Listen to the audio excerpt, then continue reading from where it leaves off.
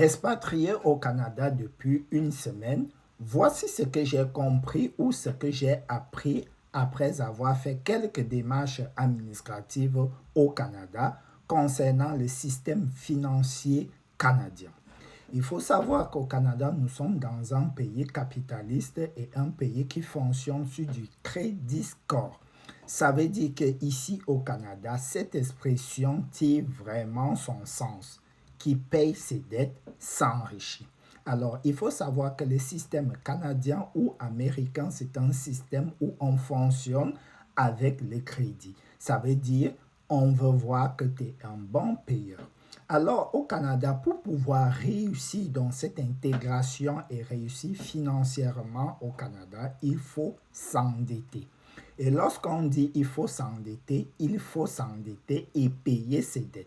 Comment faire donc pour avoir une bonne historique euh, score ici au Canada? La première des choses, lorsque vous arrivez au Canada, vous allez obligatoirement ouvrir un compte bancaire lorsque vous êtes éligible à ouvrir un compte bancaire. Un demandeur d'asile, un détenteur d'un visa permanent ou d'un PVT, donc les personnes qui sont censées rester sur le territoire et non les touristes.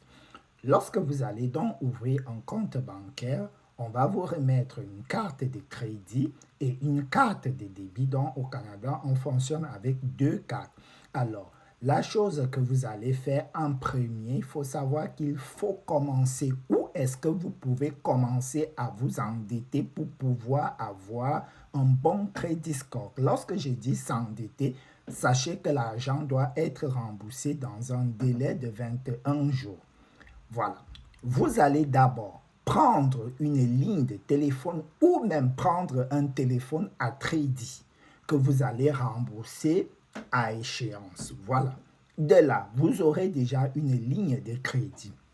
Par la suite, vous allez rembourser, vous allez utiliser dans vos achats courants de la vie et du mois. Vous allez payer à l'épicerie avec votre carte de crédit. Ceci va permettre d'avoir une bonne historique de crédit. Par la suite, dans la continuité de réussir au Canada, lorsque vous avez une bonne ligne de conduite, une bonne ligne de crédit score, vous allez par exemple avoir un travail. Quand vous allez présenter votre projet, par exemple, d'achat de voiture, d'investissement immobilier sur le territoire à la banque verra que celui-ci c'est un bon payeur et ils vont marquer donc le tampon qui dit cela, celui qui paye ses dettes s'enrichit. Ils vont vous accompagner pour vous donner ce crédit que vous avez demandé. Ensuite, vous allez entrer encore dans d'autres crédits. Et il faut comprendre qu'on ne prend pas du crédit sur l'argent qu'on n'a pas.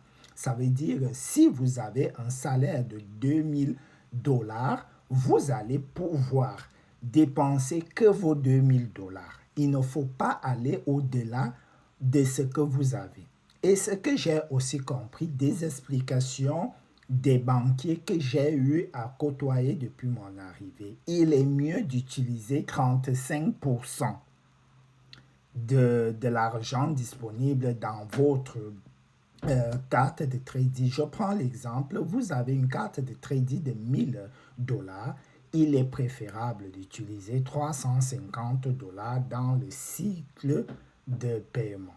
Et pour rembourser, il faut savoir que avant la fin du cycle, donc lorsque la banque vient prendre l'argent, pour éviter de payer, il y a des cartes où vous avez, ça commence à 20% d'intérêt mensuel jusqu'à 24 pour des grandes cartes. Il faut savoir que si vous prenez l'argent aujourd'hui, ça ne sert à rien de le rembourser dans 3 jours.